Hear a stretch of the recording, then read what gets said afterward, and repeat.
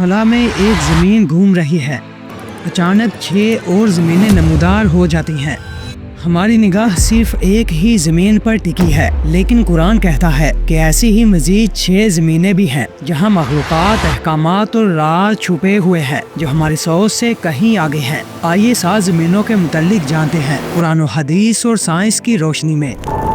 قرآن کریم کی سورت الطلاق کی آیت 12 میں اللہ پاک فرماتے ہیں، وہ اللہ ہی تو ہے جس نے 7 زمینوں کو پیدا فرمایا اور اس میں اللہ کے احکامات اتارے جاتے ہیں تاکہ لوگ جان سکیں کہ وہ اللہ ہی ہے جو ہر چیز پر قادر ہے اور بے شک وہ ہر علم سے واقف ہے۔ اسی طرح سورہ البقرہ کی آیت 29 کے اندر اللہ پاک فرماتا ہے، وہی تو ہے جس نے تمام تر چیزیں جو زمین کے اندر ہے تمہارے لیے پیدا کی اور یوں 7 زمینیں بنا دی، اور بے شک وہی ہے جو ہر چیز پر قادر ہے۔ اگر آپ قرآن مجید کی ان آیت پر غور کریں تو ان سے واضح ہو جاتا ہے کہ جس زمین پر آج ہم انسان زندگی گزار رہے ہیں وہ صرف ایک ہی زمین تک محدود نہیں ہے، بلکہ اسی طرح کی ملتی جلتی 6 اور زمینیں بھی موجود ہیں جو کہ حقیقت میں ہماری سوچ اور نظروں سے بہت دور ہیں۔ ہم کہہ سکتے ہیں کہ ہماری ہی زمین جیسی 6 اور زمینیں بھی وجود رکھتی ہیں جن پر ہم جیسے ہی انسان یا پھر انسان جیسی ہی کوئی اور مخلوق آباد ہے، اور ان پر اللہ پاک کے احکامات بھی اترتے رہتے ہیں جو کہ ہماری موجود کائنات سے بالکل الگ اور جدا ہے۔ اللہ پاک نے پہلے تو 7 کائناتیں بنائی اور پھر انہی کے اندر 7 زمینیں پیدا فرمائی۔ ہماری جیسی مزید 6 زمینوں کے اندر کئی قسم کی مخلوقات آباد ہو سکتی ہیں، بالکل ویسے ہی جیسے حضرت آدم علیہ السلام سے پہلے زمین پر جنات آباد تھے۔ قرآن مجید کی جن آیت کے اندر 7 زمینوں کا ذکر موجود ہے، ان سے مراد زمین کی تہ میں موجود کوئی لیئرز نہیں ہے جیسے کہ مینٹل کرسٹ یا پھر کور وغیرہ۔ بالکل انہی آسمانوں میں ہماری زمین جیسی ہی 6 اور زمینیں بھی موجود ہیں، اور قرآن مجید میں ان زمینوں کا حوالہ دینے کا مطلب بھی یہی ہے کہ وہاں بھی ہماری زمین ہی کی طرح کوئی زندگی موجود ہو سکتی ہے۔ اب یہ زندگی کی صورت میں موجود ہو سکتی ہے، اس کا علم صرف اللہ ہی کے پاس ہے۔ آپ کو اس کی مثال دینے کی وجہ بھی یہی ہے کہ زمین زندگی کی علامت ہے اور ہم انسان بھی صرف اسی کے متعلق جانتے ہیں۔ آپ کو بتاتے چلیں کہ سائنس آج اس بات پر یقین رکھتی ہے کہ ہماری کائنات جیسی ہی کئی اور کائناتیں موجود ہیں جو کہ ایک دوسرے سے جدا اور الگ الگ ہیں، اور اسی بات پر آج دنیا کے تقریباً سبھی بڑے بڑے سائنسٹسٹ یقین بھی رکھتے ہیں۔ امریکہ کے ایک سائنسٹسٹ کا تو یہاں تک کہنا ہے کہ جس کو ہم انسان اب تک سب کچھ سمجھ رہے تھے وہ در حقیقت ہماری موجودہ کائنات کا ایک چھوٹا سا ٹکڑا بھی نہیں ہے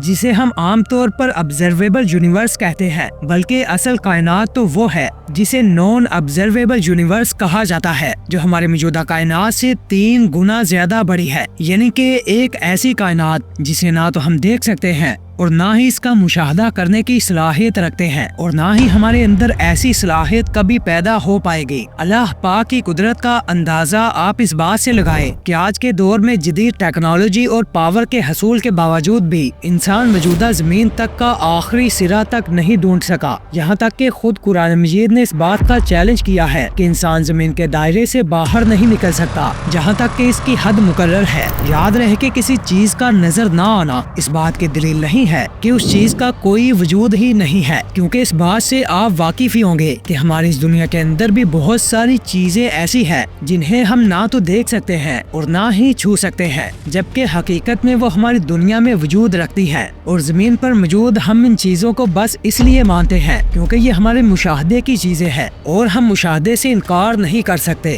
جیسے کہ gravity, dark energy, electromagnetic waves اور سگنلز کے علاوہ بہت ساری چیزیں ہماری اس دنیا کے اندر اور زمین پر موجود ہیں جن کو ہم محسوس تو کر سکتے ہیں مگر دیکھ نہیں سکتے اور نہ ہی چھو سکتے ہیں۔ 7 زمینوں کا تصور بھی اتنا زیادہ مختلف نہیں ہے کیونکہ وہ ہماری نظروں سے یقیناً کسی مصلحت کی وجہ سے پوشیدہ ہے۔ بے شک اللہ بہتر جانتا ہے کہ ہم انسانوں کے لیے کیا چیز بہتر ہے اور کیا نہیں۔ اس عظیم الشان کائنات کی تخلیق کے بارے میں دنیا کا تقریباً ہر شخص بگ بینگ تھیوری پر یقین رکھتا ہے، جس کے مطابق ہماری یہ کائنات اور ہماری हमारी जमीन पहले एक नुक्ते के अंदर बंद थी और जिसकी ग्रेविटी हद से ज्यादा थी। इसके बाद एक बड़े धमाके से ये फटकर बिखर गई, जिसके बाद हमारी मौजूदा कायनात और हमारी ये जमीन जिस पर आज हम रहते हैं वजूद में आई। यहाँ ये जानकर भी आप हैरत में मुब्तला हो जाएंगे कि ये लम्हा ब लम्हा रोशनी की रफ्तार से मुसलसल फैलती चली जा रही है, बिल्कुल वैसे ही जैसे धमाके के बाद चीजें दूर दूर तक बिखर जाती हैं और जब इस धमाके से शिद्दत खत्म होगी तो ये फिर से वापस पलटना शुरू कर देगी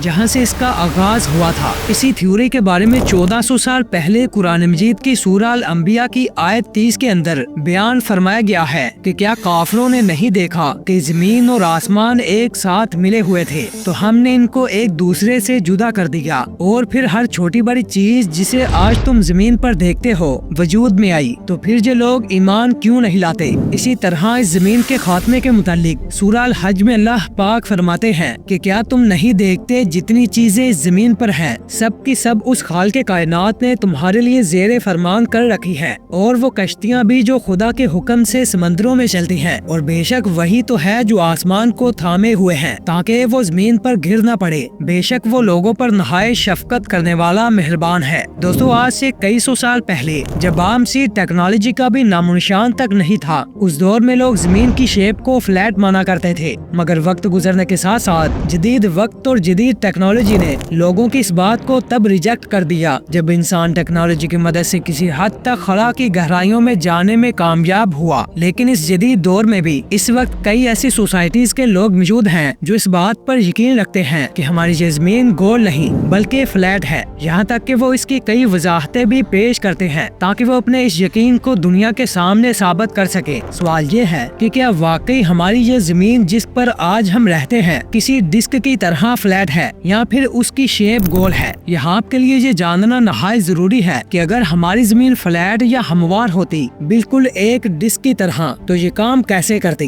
पुराने जमाने के लोगों की थ्योरी के मुताबिक जमीन एक डिस्क की तरह है जिसके ऊपर एक ही मदार के अंदर चांद और सूरज घूम रहे हैं, और ये दोनों साइज के अंदर ना तो इतने बड़े हैं और ना ही जमीन से इतना दूर जितना के नासा के जरिए इनके बारे में बताया गया है। यानी कि इनके मुताबिक हम सोशल मीडिया पर जमीन के मुतालिक जो भी खबरें पढ़ते हैं और जो भी तस्वीरें देखते हैं वो टेक्नोलॉजी के जरिए बढ़ा चढ़ा कर बनाई गई हैं। यानी कि इनके मुताबिक नासा ने इन तस्वीरों को खुद कंप्यूटर के जरिए तैयार किया है और अब ये झूठ के जरिए दुनिया के सामने फैला रहे हैं। इसमें कोई शक नहीं कि नासा के जरिए जो भी जमीन या खला की तस्वीरें सोशल मीडिया पर जारी की जाती हैं वो कंप्यूटर के जरिए कुछ हद तक तैयार की जाती हैं, लेकिन इसका मतलब अब ये भी नहीं कि इन्हें असल जमीन की तस्वीरें कहकर अपलोड किया गया हो। नासा के जरिए जो भी तस्वीर अपलोड की जाती है इनमें कलर्स को बढ़ाया जाता है ताकि इंसानी आँख की मदद से इन्हें देखना आसान हो। अगर नासा ऐसे ही छोटी छोटी बातों पर झूठ बोलने लग पड़े तो जरा आप खुद सोचें कि दुनिया में नासा के अलावा जो बाकी स्पेस एजेंसीज काम कर रही हैं, क्या वो नासा की बातों पर यकीन करेंगे। अपना इमेज खराब करने के लिए नासा कभी ऐसा कोई काम नहीं कर सकता जिससे दुनिया इसे झूठा कहे।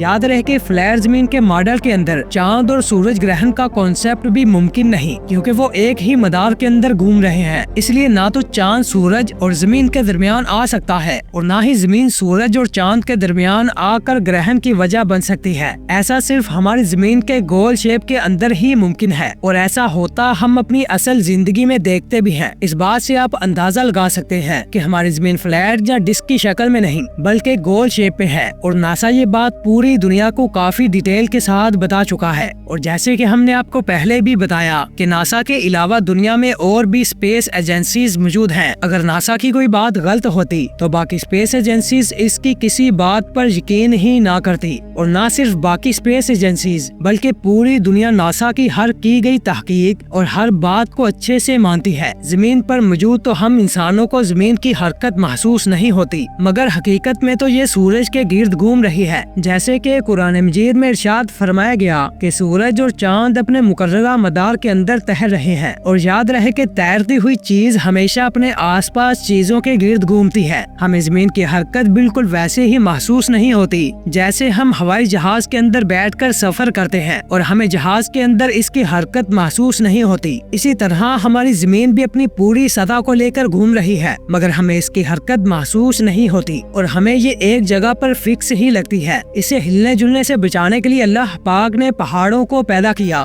جو کہ کیلوں کی طرح اس کے اندر گھس کر اور زمین کے وزن کو برابر کر کے اسے ہلنے جلنے سے بچاتے ہیں۔ اللہ پاک قرآن مجید میں فرماتے ہیں کہ ہم نے نہ صرف زمین کو پیدا کیا بلکہ ہم اسے مسلسل پھیلا بھی رہے ہیں، اور قرآن مجید وہ کتاب ہے جو قیامت تک آنے والے مسلمانوں کے لیے ہدایت کا سرچشمہ اور ایک معجزہ ہے، مگر دنیا میں کچھ لوگ ایسے بھی ہیں جو اس مقدس کتاب کو نہ سمجھ کر گمراہ ہو رہے ہیں۔ ویڈیو کیسی لگی کمنٹ میں ضرور بتائیے گا۔ ویڈیو کو لائک، شیئر اور چینل کو سبسکرائب کرنا ہرگز مت بھولیے گا تاکہ آنے والی اسلامک ویڈیوز بھی آپ تک پہنچتی رہیں۔